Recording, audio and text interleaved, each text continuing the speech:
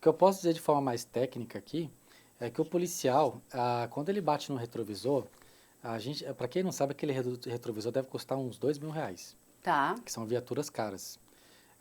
Eu estou falando aqui da forma mais técnica, Uhum. porque era um patrimônio que poderia ter sido quebrado. Então, o policial, a ação, ela foi justificada. Uhum. Ele correr, ele dar ordem, né? Falar por que aconteceu, depois averiguar se realmente quebrou o retrovisor, porque o retrovisor ele entra para dentro. Uhum. Eu não sei se quebrou também, eu não sei. E aí sim, não vai se responsabilizar por aquilo. Acabamos de falar que o policial faz DG em delegada para poder ganhar dinheiro. Aí Uhum. um cidadão quebra um patrimônio, ele tem que pagar, ou ele vai achar o Certo. culpado. Uhum. Então a ação dele ter ido é legítima. Ele correu, aí a pessoa. Só que ele estava correndo atrás de quem? De uma pessoa totalmente descontrolada. O que ele usou, a substância que ele usou, não sei, mas ele estava totalmente desequilibrado. Falar que era um bandido ele some de frente da polícia. Um bandido ele não chega e dá um tapa no retrovisor da Sim. viatura. Mas a ação dele foi legítima. Então ele correu atrás, deu a voz para ele parar, só que, como estava desequilibrado, ele entrou para dentro do hotel e aí conversas vi de fato, que é o uso que é da força, para ele cumprir. Então o policial tentou usar a força para ele cumprir a ordem dele.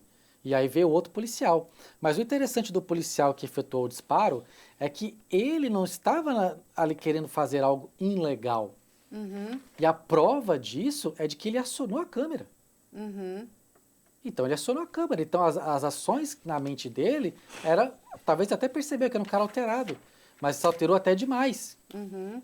E aí, o que aconteceu? Veio o outro. O outro, que era o motorista, que teve mais tempo para poder acionar a câmera, não acionou a câmera. Uhum.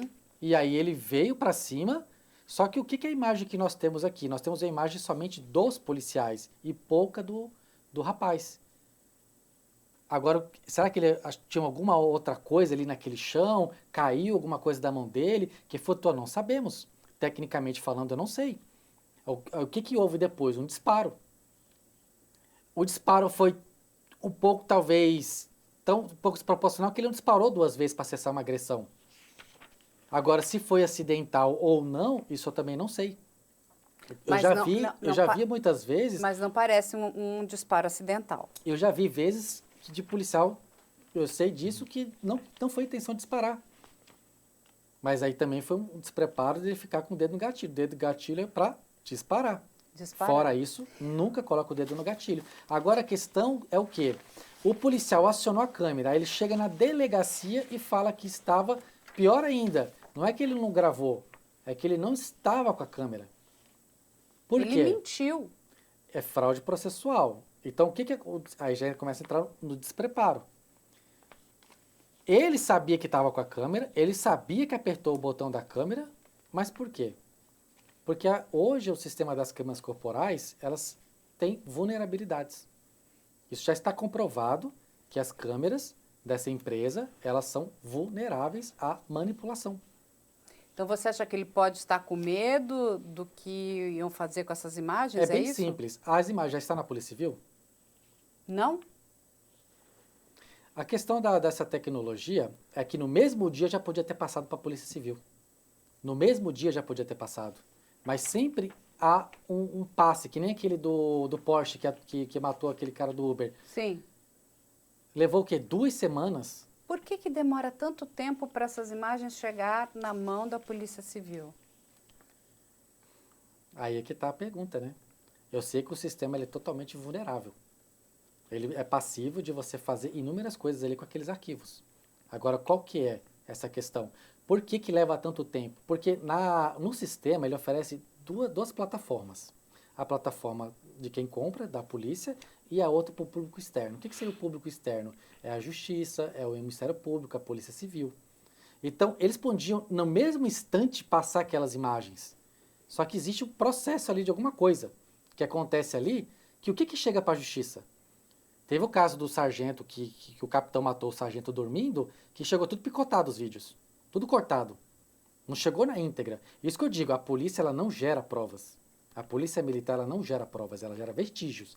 Tudo que foi coletado no local, ela tem que entregar para a justiça. Não é picotado, não é... Porque eu, como perito hoje, o que eu faço? Eu quero analisar tudo, que é o tal do nexo de causalidade. Eu tenho que ver o estado normal que ele estava e o estado final. Eu tenho que saber o que levou àquela ação. Que nem, como é que a gente vai entender melhor ainda essa situação do médico quando olhar as imagens das câmeras? Porque nas câmeras ficou o nexo de causalidade. Eles estavam no estado patrulhando, com certeza pegou ele, bateram no retrovisor, mostrou o policial correndo e mostrou o outro lado. Porque a imagem do hotel só mostra o policial, não mostra o outro lado. O que aconteceu com o outro lado? Ele tinha alguma coisa na mão dele? O que ele pode ter feito? Simulado que pegou alguma coisa? Que aí já entra na legítima defesa? Não sei, não sei. Agora, o policial, para ter tido essa coragem de falar que não tinha nem a câmera, é porque ele conhece as vulnerabilidades do sistema. E você está dizendo que ele poderia estar com medo do sistema, é isso? Sim, porque as imagens das câmeras vão ser claras.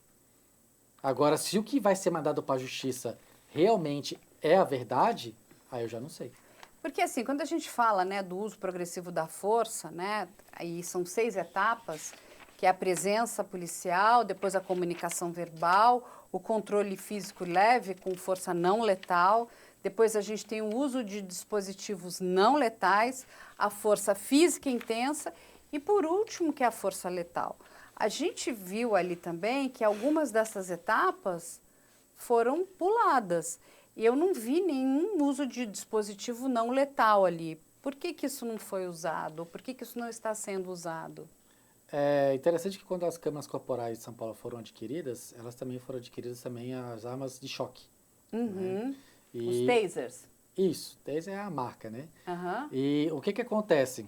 Foram adquiridas bastante.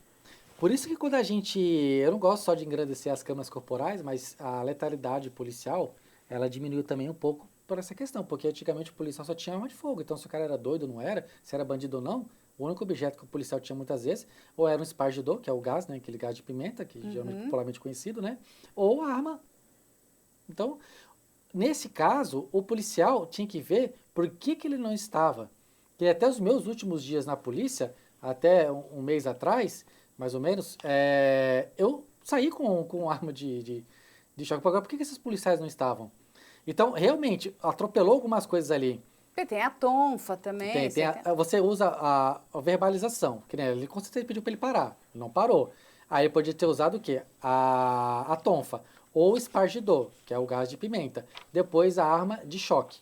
E aí, se houvesse a necessidade legal, que é a sua vida em risco ou de terceiros, a arma de fogo. Então, a questão toda é que as câmeras, as imagens das câmeras é que vão nos trazer a verdade. Nique, será que ele usou tudo isso? Por que que ele não estava com a arma de choque? Ele não quis usar, ele estava, porque se ele estava com a arma de choque, já é mais um agravante. Porque ele já poderia ter sido usado. E se ele tivesse usado, não teríamos uma vítima hoje. Exatamente, porque ele teria controlado esse rapaz. Agora, uma questão aqui que muitas pessoas perguntam e falam, inclusive a própria mãe do Marco Aurélio falou, por que que o policial não atirou no pé para pará-lo? Eu vou pedir para o Bruno explicar, porque existe um procedimento na Polícia Militar, isso não pode acontecer, é isso? A polícia ela tem um método chamado método Geraldi. E isso nós aprendemos que hoje, quando nós formos usar a arma de fogo, a ideia, o conceito não é matar, é cessar a agressão. Por isso que nós somos treinados para dar 2 tiros nessa região do corpo, até cessar a agressão. Hoje, graças às câmaras corporais, nós podemos ver que o excesso é subjetivo. Hoje o excesso já mudou nos tribunais, graças às câmaras corporais. Porque já chegou a dar 7, 8 tiros e a pessoa ainda ir para cima do policial. Então o policial hoje, dentro do POP, procedimento operacional padrão dele, é dar 2 tiros na caixa alta, até cessar a agressão. Agora, neste caso do policial, aí vem a minha questão da minha opinião, para mim foi uma fatalidade. Eu não sei se a intenção, se foi um disparo sem querer, se foi um disparo por querer, porque senão era para ter dado 2 disparos para cessar a agressão. Então, qual que foi a ideia, o entendimento do policial? Não sei. Mas então ele sabe que se ele disparasse a arma, ele tem que dar 2 disparos. 2 disparos Esse seguidos. é o procedimento padrão de treinamento de qualquer policial militar. De qualquer policial da Polícia Militar do Estado de São Paulo. Tá. E aí ele não fazendo isso, tem que se analisar o que aconteceu. Tem que ser analisado, tem que ver a justificativa dele. Que nem eu também, né? É isso que eu digo, quando a gente começa a estudar e ver como é que funciona a instituição e o motivo real desses dois disparos e essa questão de você dar a tiro de alerta. Você dá um tiro para cima, aquele projeto uma hora tem que descer. Né? Então já começa a furar os telhados de algumas casas. Você dá um tiro pro chão, pode respingar em outra pessoa. Então o policial ele não tem, ou ele usa a arma para cessar uma agressão, Ou ele não usa. não usa.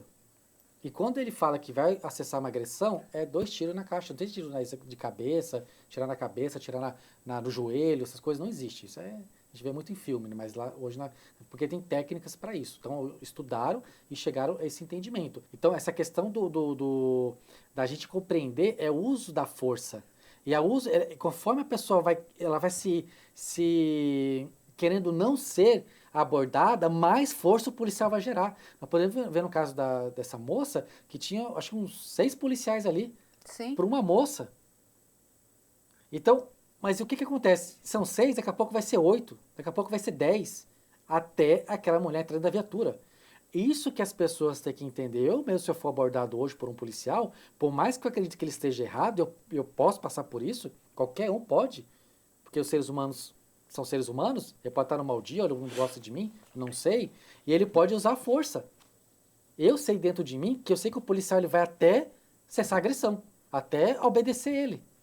Então, essa que é a questão que a sociedade tem que entender um pouco. Se ele está infringindo os seus direitos, ok, deixa a prisão ser feita, se ele não for te matar, né? Seja a prisão ser feita, chegando na delegacia, você conta a sua versão e usa suas provas, e depois o processo. Aí falta o quê? O estudo de um lado e o preparo do outro. Quando a gente fala dos direitos e dos deveres, qual que é o direito e o dever do policial? Qual que é o meu direito como cidadão e o meu dever como cidadão? É ser abordado. Se for ilegal, ok, chega na delegacia e conta a sua versão. Claro, é chato depois você contratar um advogado e processar, aquela coisa toda, mas essa que é a questão. A sociedade também tem que entender o direito dela. E se o policial te deu uma ordem, acate. É abusivo, acate. Depois você procura os seus direitos para que se evite essas tragédias. Isso aqui é só uma. Como você falou, isso aqui é uma das.